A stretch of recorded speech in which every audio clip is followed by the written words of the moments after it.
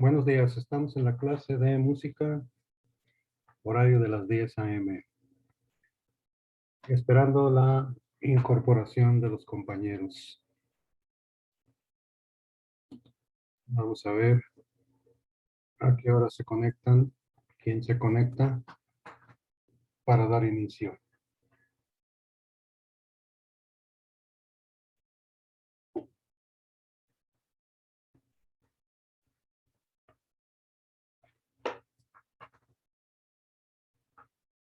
Tenemos a Michelle.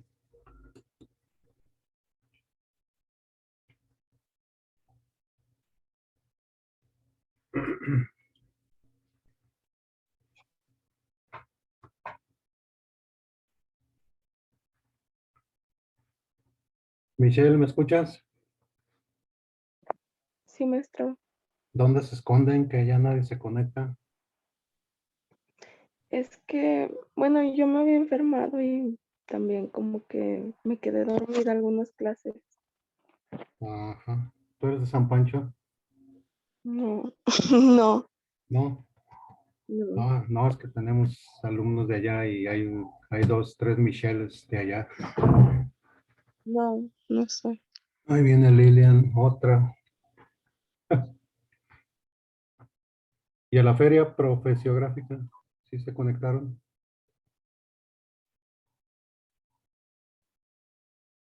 ¿O tampoco?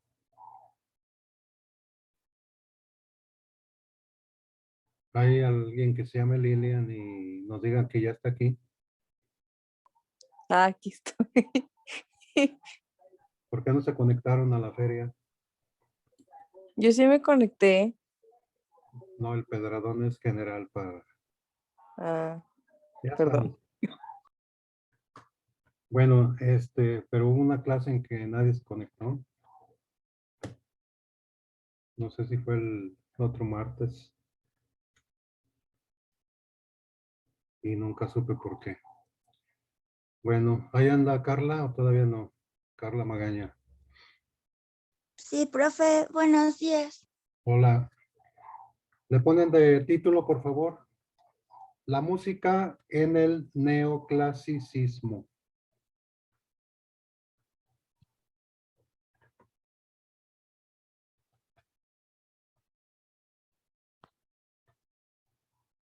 La música en el neoclasicismo.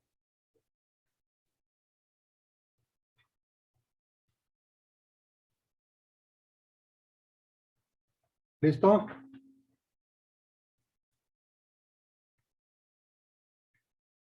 Cuando acaben Lolo me dicen para saber. ¿Me permite poquito, profe? Ahí viene Abraham Sánchez. Sí.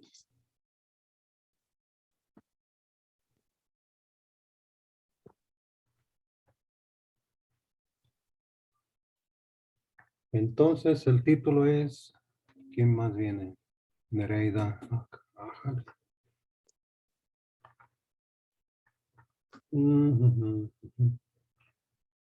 Ok.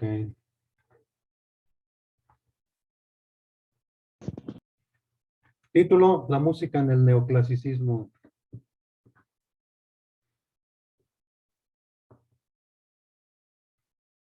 Esta palabra significa nuevos clásicos.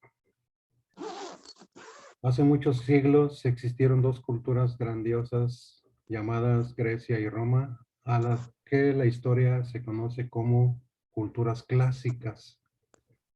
Entonces, en el siglo XVIII, una serie de artistas retoman ideas de los clásicos, se inspiran en ellas y por eso se les conoce con el nombre de neoclásicos, o sea, nuevos clásicos.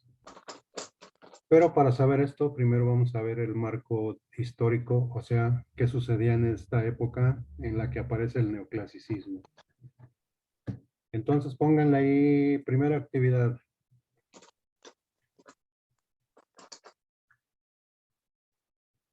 Escribe 4 ideas principales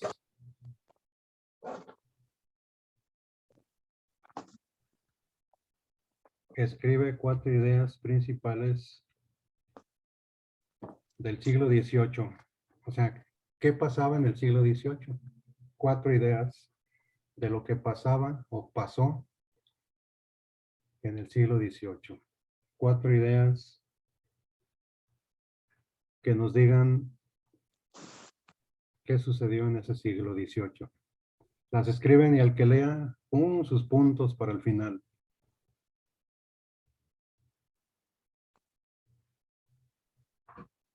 Cuatro ideas del siglo XVIII.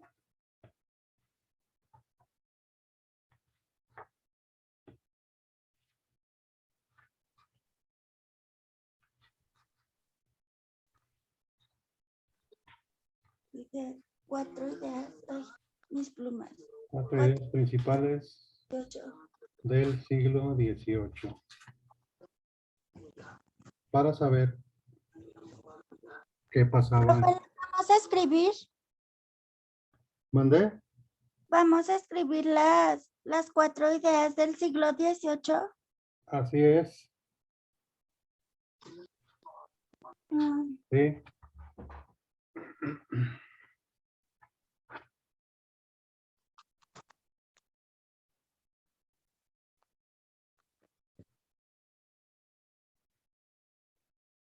Es correcto. Ahorita las leemos y las platicamos.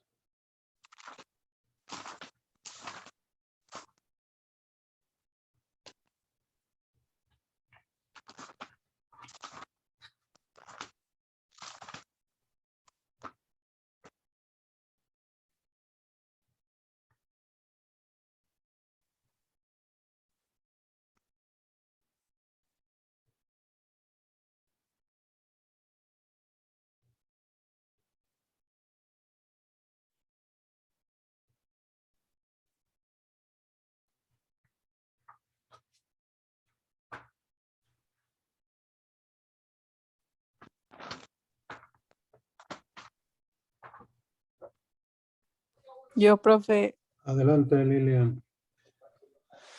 las ideas que surgieron en Europa en el siglo XVIII fue el racionalismo, imitación, idealismo y universalismo. A ver, sí, imitación. Eso, muy bien, ya le puse su puntito. Se relaciona con lo que dijimos ahorita, imitar a los clásicos de la cultura antigua llamada greco-latina o greco-romana. Imitaron muchas ideas, conceptos en el siglo XVIII de autores que vivieron antes de la era cristiana. Universalidad o universal quiere decir que abarcaba o abarcó toda Europa o lo que se conocía hasta entonces, lo que se llama también la cultura occidental, que por cierto nosotros pertenecemos a ella. Muy bien, ¿qué más sucedió en el siglo XVIII? Para Yo me poder platicar de los músicos y la música de ese siglo. Se Rasque. inicia la revolución industrial y el despegue económico de Europa. Durante dicho siglo, la civilización europea occidental afianzará su predominio en el mundo y extenderá su influencia para todo el orbe. Ajá. Sí, orbe quisiera el mundo. Sí, acuérdense que los países europeos se les dio por invadir, conquistar y dominar otros lugares. Napoleón fue uno de ellos, pero antes de él había invasiones y con ello, pues, dentro de lo bueno, llevaban la cultura. Por ejemplo, Inglaterra a la India, a China, etcétera. Es decir, las conquistas militares también trajeron cosas positivas como la propagación del arte y de la cultura. Muy bien, sigan rascándole al Google a ver qué más sale para poner puntitos para el final. Profe, son 4 ideas, ¿verdad? Así es. Nereida, ¿ibas a leer o qué? Sí. A ver. Un movimiento intelectual había nacido a mediados del siglo XVII, extendiéndose a lo largo del siglo XVIII y finalizando en algunos casos a principios del siglo XIX. Este nuevo movimiento recibió el nombre de la Ilustración o Siglo de las Luces y con él la historia entra en una nueva era o edad histórica, la edad contemporánea. Así es, gracias. El centro principal de toda esta serie de movimientos y cambios se dio en Francia con más exactitud. Y ahí aparece lo que señalaste, la Ilustración, el siglo de las luces. Hubo un gran personaje que modificó la forma de pensar de la gente de aquellos días. Se llamó René Descartes. Él diseñó un sistema filosófico llamado racionalismo, en el que todo el conocimiento debía sujetarse a la razón. Había que dudar de todo hasta que se comprobara científicamente un conocimiento y entonces sí asimilarlo y practicarlo. Y como destacaron varios personajes ilustrados, también se le llamó la Ilustración. Siglo de las luces porque la razón era la luz que iluminaba el conocimiento humano. Todo esto va a repercutir en el arte. Dije ahorita que todo debía estar sujeto a la razón. Descartes era filósofo y matemático. Entonces él pensaba y actuaba de una manera rigurosa, exacta, matemática. Y esto se aplicó en el arte. Para hacer obras artísticas en el siglo XVIII, los autores debían sujetarse a reglas, normas, como lo hace un científico a través de, justamente llamado así, el método científico. Entonces las obras van a tener también esa influencia. Por eso es necesario conocer qué pasaba en la historia para saber por qué aparece determinado tipo de arte. Sigue la feria de puntos. ¿Quién más? ¿Quién más quiere puntitos? Yo, profe, A ver, Abraham. la burguesía se opone ya a la monarquía absoluta, pues aquella que ya tiene el poder económico aspira a alcanzar el poder político monopolizado por la nobleza. Así es. La burguesía fue un grupo, como decía ahorita los empresarios. Hagan de cuenta, la burguesía fue una clase social que surge justamente de lugares llamados burgos. Ahí vivían estas gentes que principalmente se dedicaban al comercio. Y esos burgos con el tiempo dieron origen a las ciudades. Estos habitantes de los burgos se les conocía como burgueses y en conjunto la burguesía. Tenían dinero, pero no podían entrar ¿cómo se llama? A los puestos públicos que estaban bajo la nobleza, reyes, príncipes, toda esa gente. Le llamaban aristocracia de sangre. Moría un rey y le transmitía el poder al hijo, al sobrino, según fuera el caso. Entonces el poder era absoluto, por eso se llaman monarquías absolutas. Y se le conocía como la aristocracia de sangre. Los burgueses tenían mucho dinero, se les conoce como aristocracia económica, pero no tenían acceso al poder porque no tenían títulos de nobleza y ellos querían entrar al poder. ¿Qué sucedió? Financiaron revoluciones como la francesa para caer las monarquías. Acuérdense que los guillotinaron al rey Luis, a la reina Antonieta y a otros para escalar puestos en el poder. Y en todo este marco histórico van a nacer grandes músicos. Un último participante y le pongo puntito. Yo, maestro. A ver, adelante. La situación cultural en el siglo XVIII era de una población con más de un 70% de europeos que no saben ni leer ni escribir, es decir, analfabetos. En este ambiente, tanto los intelectuales como los grupos sociales más representativos se dieron cuenta de la importancia de la razón si se explica a través de las leyes de la naturaleza, leyes sencillas que podían mejorar todos los aspectos de la vida del hombre. Así es, por eso mucha gente no entendía el arte, porque no había cultura, no sabían leer, no sabían escribir. Entonces el arte, la cultura estaba reducido a unos cuantos. La demás gente simple y sencillamente se dedicaba a vivir y a sobrevivir, a luchar por el pan de cada día y listo. Y los que tenían dinero, pues tenían acceso a tiempo libre y dedicarlo al arte, a la cultura, sobre todo en la nobleza, ¿no? Que era gente que tenía grandes posesiones de tierra, riquezas, y se dedicaban al arte, o bien a contratar músicos, porque antes un músico era sinónimo así como un empleadillo, no tenía el rango de hoy.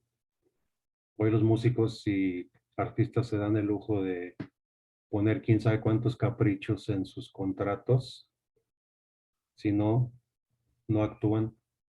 Y en aquellos días eran simples empleados de la nobleza. Muy bien, en este marco aparece varios músicos. A ver, actividad 2. Escribe 4 datos importantes de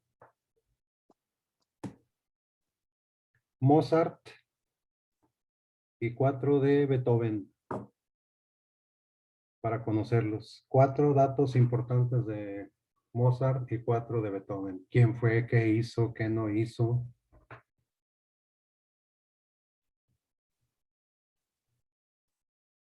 A ver qué sale. 4 datos importantes de Mozart y 4 de Beethoven.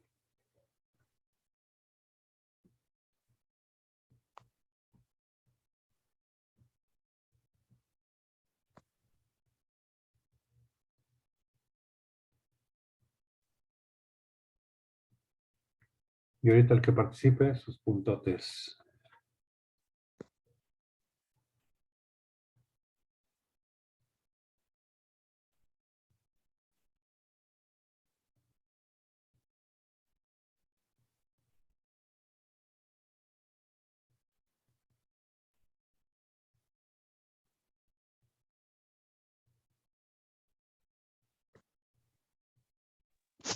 Yo, maestro. Adelante. A los 3 años distinguía con facilidad las sucesiones armónicas del claviocordio ¿Pero y quién? Mozart, Ah. y tocaba de oído gran cantidad de melodías al piano. Comenzó su carrera musical a los 5 años tocando junto a su hermana en las prestigiosas cortes de Europa. Ahí está, donde había cultura. Sí, Mozart a los 3 años ya componía. Fue un genio en toda la extensión de la palabra. Eso sí, muy llevadito, muy caprichudo, pero lo genio no se le quitaba. Y Mozart inicia giras con su hermana, ya que su papá, Leopoldo Mozart, era músico, se dio cuenta del talento y así de sencillo lo explota cultural y económicamente. Y lo exhibe en las cortes, como decir ahorita, en los pinos, en las secretarías de tal, en los poliforums. Y hace giras por casi toda Europa con Mozart siendo menor de edad. Y con ello va a incrementar notablemente su popularidad, aun cuando tenía escasos 6, 7, 10 años, ya era famosísimo. Siguen los puntos. ¿Quién más tiene algo de Mozart? Odiaba la flauta. No soportaba el sonido de la flauta y por ello solamente compuso conciertos para ese instrumento por encargo. Y bellísimos, aun cuando la odiaba. Él era un excelente violinista y cantante. O sea, tocaba varios instrumentos. Por ahí mencionaste el clavicordio. Nereida, el clavicordio era como el abuelo del piano. Era un teclado que se utilizaba antes de la invención del piano y era frecuente hasta que aparece el piano y lo desplaza. Y Mozart era un ser superdotado, pero tenía que ensayar durísimo, si no, no hubiéramos conocido al Mozart de hoy día. Y entre paréntesis, la música de Mozart sirve para despertar las neuronas, la inteligencia. ¿Por qué creen que en las caricaturas de Tom y Jerry decíamos, cuando se corretean ratón y gato, se escucha música de fondo, es música clásica, y una de las que predominan es la música de Mozart. La intención era de que el niño, al divertirse viendo caricaturas, sin que se diera cuenta o a la par, fuera educando el oído hacia la buena música. Era la intención de Walt Disney. Mientras se divierte el niño, educa el oído. Muy bien, de Beethoven nadie ha dicho nada.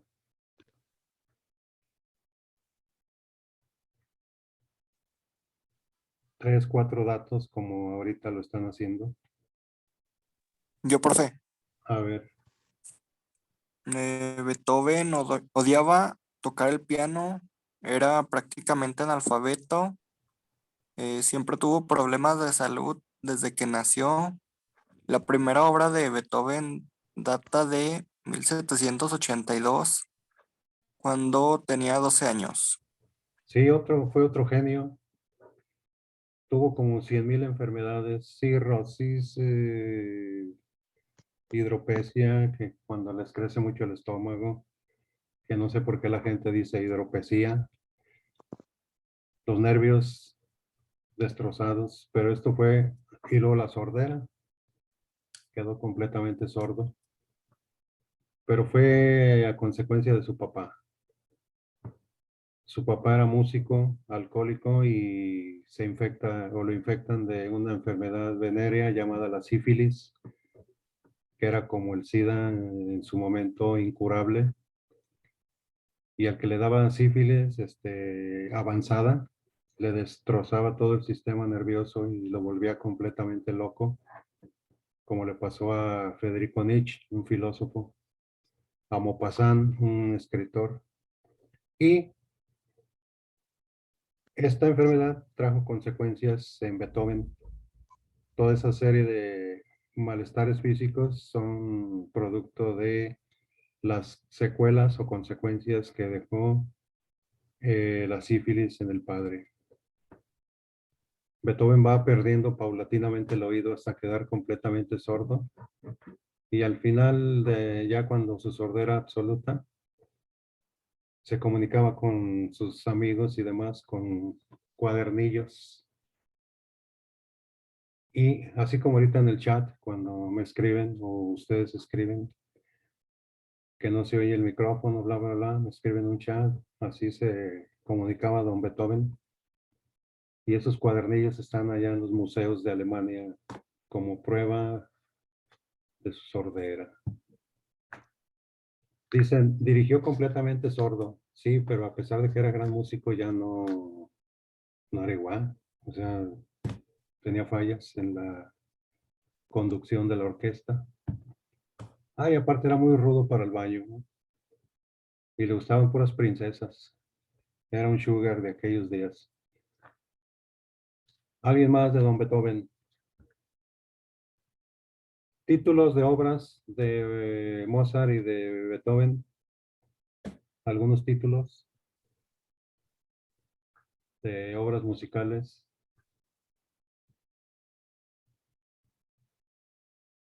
de estos autores.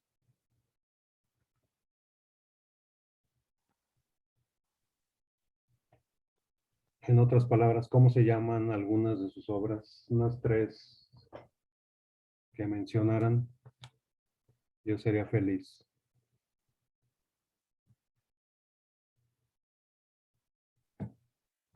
Yo, maestro. A ver. Sí, Sonata para piano número 14 ¿de para quién? Elías de Beethoven. Ah, ok, Sinfonía número 7, sinfonía número 5 y sinfonía número 9. sí. Ta, ta, ta, ta. Sinfonía 5. Ta, ta, ta, tan. Empieza. La 9 es muy conocida como el himno a la alegría. Un poeta de aquellos días compuso una oda, por eso también se llama Oda a la Alegría, y se mezcló, se unió la novena sinfonía con el poema que escribió Schiller, algo así, Shelley, y se conoce como el himno a la alegría. Escucha, hermano, la canción de la alegría. El canto alegre del que espera un nuevo día. Ven, canta, sueña cantando, vive soñando el nuevo sol. Bla, bla, bla, bla, bla. Para Elisa, tararararara, tararara, una cancioncita de piano de Don Beethoven. Muy bien, Nereida, andas con todo. De Mozart. Yo, maestro. A ver, Michelle. Serenata número 13 para cuerdas en sol mayor, sinfonía número 40, concierto para piano número 21 en do mayor. Ujú. Tararán, tararán, tararán, tararán, tararán, tararán. Esa es la 40. Muy pegajosa. Si ustedes quieren, ¿cómo se dice? Desarrollar sus neuronas, su intelecto, su cerebro, la música ideal es de Wolfgang Amadeus Mozart, porque tiene una serie de contrastes en sus obras. Mezcla sabiamente los sonidos agudos con los graves medios, y esto hace que las neuronas despierten, se agilicen, y con ello la inteligencia se abre más. Entonces es muy recomendable que escuchemos a Mozart en momentos así tranquilos. Incluso hay melodías de Mozart que sirven de relax, así como cuando estudias una musiquita de fondo de Mozart, te haría muy bien. Beethoven es más fuerte, es más impulsivo en su música por su carácter. Beethoven era terriblemente enojón, ni él se aguantaba. Y cuando sabía que traía crisis de enojo, se iba al campo él solo allá a tranquilizarse.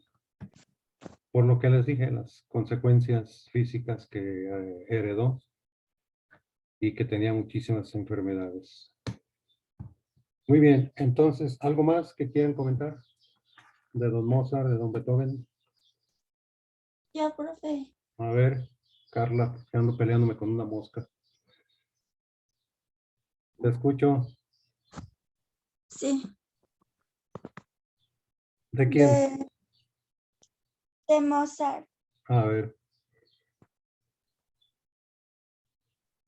Niño prodigio, ujú, su hermana Nanner, ajá, odiaba la flauta y hiperproductivo. así es. ¿Quién sabe por qué la odiaban si la flauta se oye padrísimo? Y luego Beethoven el piano, hazme el favor. Muy bien, Carla. Carla Magaña, ¿es correcto? Sí. Ok. Entonces con esto terminamos. La siguiente, si Dios nos da vida y salud, cerramos el tema del neoclasicismo con otros autores y características. ¿De acuerdo? ¿De acuerdo? Sí, Sí, profe. Ok, bueno, nos vemos y que tengan un excelente día. Adiós.